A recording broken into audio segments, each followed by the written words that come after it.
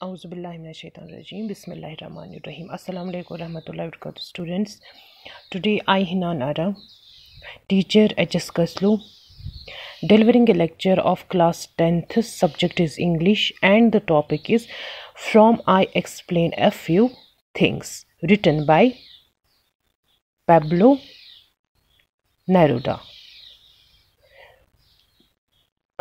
Students, कल हमने इसके बारे में पढ़ा। मैंने आपको इसका एक पहले जो लाइन्स है स्टैंजाज़ है, फर्स्ट लाइन से लेकर 38 लाइन्स तक मैंने आपको पढ़ाया। इसकी टफ वर्डिंग भी दी, पोएम के बारे में भी कहा, क्विक समरी भी बताई और वहाँ तक जो टफ वर्ड्स है उसके बारे में भी बताया। तो आज हम उससे आगे पढ़ेंगे, 39 लाइन से आगे जो लाइन से हमें वहाँ पढ़ेंगे। तो फर्स्ट ऑफ ऑल उसमें हम देखेंगे कि उसमें कौन कौन से टफ वर्ड्स है। That is jackal. Jackal means who performs dishonest, a person who performs dishonest. Puppet we can say, जो किसी की बातों में आके फिर उसी की हर एक बात मान सकता है। Thistle, wild plant which sharp points on the leaves, means कांटेदार जंगली पौधा जिसको हम कहते हैं। Vipers means poisonous snake. Viper एक बोलते हैं पॉइजनस स्नेक को। तो मगर हियर इस पोएम में ये नाम दिया गया है बुरे लोगों को, बैड पीपल। ड्रॉन, डाई और go under. Traitors, a person who is not loyal to his own country. Traitor उनको बोलते हैं कि जो अपने मतलब सो घर का बेदी लंका डाए, जिसको हम कह सकते हैं कि जो अपने लोगों के साथ वफा नहीं कर सकता है।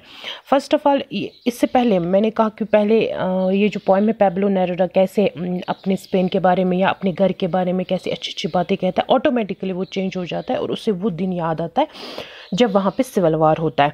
तो सिविल वार वहाँ पे 1935 में हो जाता है। तो उससे पहले 1930 तक वहाँ पे मिलिट्री रूल होता था, डिक्टेटरशिप होती थी। तो 1930 में ये ख़त्म हो जाती है। फिर एक डेमोक्रेटिक गवर्नमेंट आती है वहाँ पे, तो वो 5 साल तक रहती है। लेकिन इन 1936 तो अगेन ये सिविल वार हो जाता है, जिसमें बहुत ज़्यादा तबाही होती है, हद से ज़्यादा। तकरीबन 10 लाख लोग मर जाते हैं, खून खराबा बहुत ज़्यादा होता है। तो मिलिट्री का वो राज हो जाता है। तो फिर ये जो पॉइंट होता है पैब्लो नेरुदा, ये एक्चुअली वहाँ का नहीं होता है, ये होता है चिलियन का।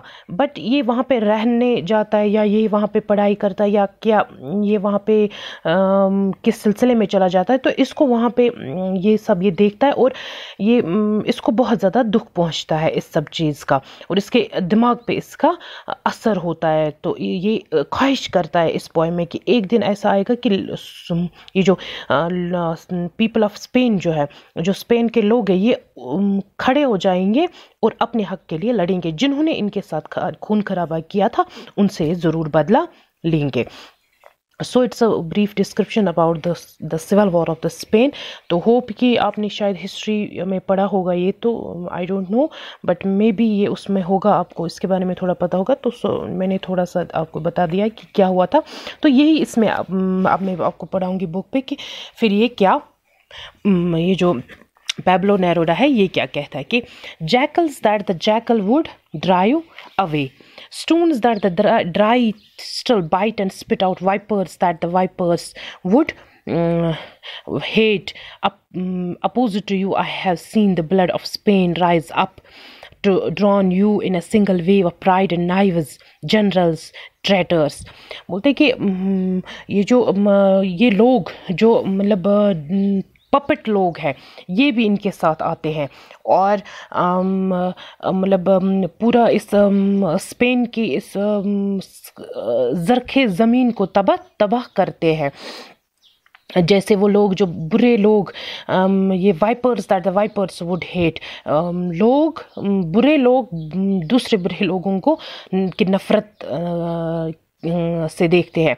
Opposite to you I have seen the blood of Spain rise up, मैंने देखा है कि कैसे खून, कितना खूंखार ये वो समा था जब यहाँ पे वो सिविल वॉर हो गया था। Of Spain rise to drone you in a single way of right and knives generals and traitors. कैसे वो लोग, वो बुरे लोग जो थे, अपने तकब्बर में, अपने घमंड में लोगों को जिंदा दफन करते थे और चाकू उनके अंदर ये गुस्सा गुस्सा के उनको मारते थे। वो जनरल्स, जो आर्मी, जो गद्दार जनरल्स थे, जो वही के थे, वो उनका साथ दे रहे थे। ट्रेटर्स मीन्स जो वहीं के लोग थे, स्पेन के लोग थे, बट वो उन लोगों का साथ दे रहे थे जिन्होंने वहाँ पे खून खराबा मचाया। मैंने देखा है अपने आँखों से। Consider my dead house, consider Spain broken, but you consider कि कि मेरा जो घर था वहाँ पे वो कैसे ख़त्म हो गया था, वो कैसे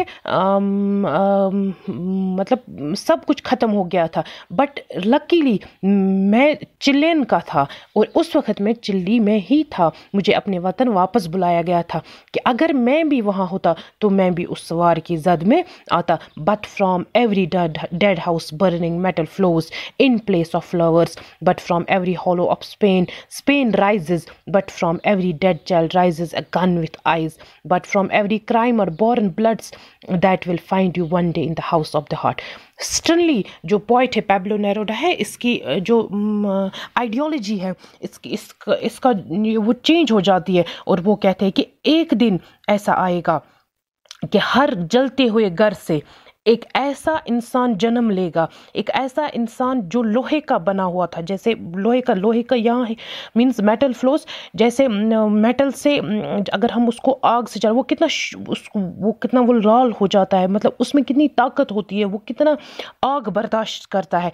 ऐसा ही एक इंसान हर घर में, हर जलते हुए घर में जन्म लेगा। तो और अपने इस स्पेन का, जो स्पेन के लोगों के साथ हुआ, जो स्पेन की कंट्री के साथ हुआ, उसका बदला लेगा। Every dead child rise a gun with eyes. जितने भी बच्चे मारे गए, और अब जब भी जो बच्चा जन्म लेगा वो जन्म के साथ ही उसके हाथों में गन होगा। But from every crime are born bloods.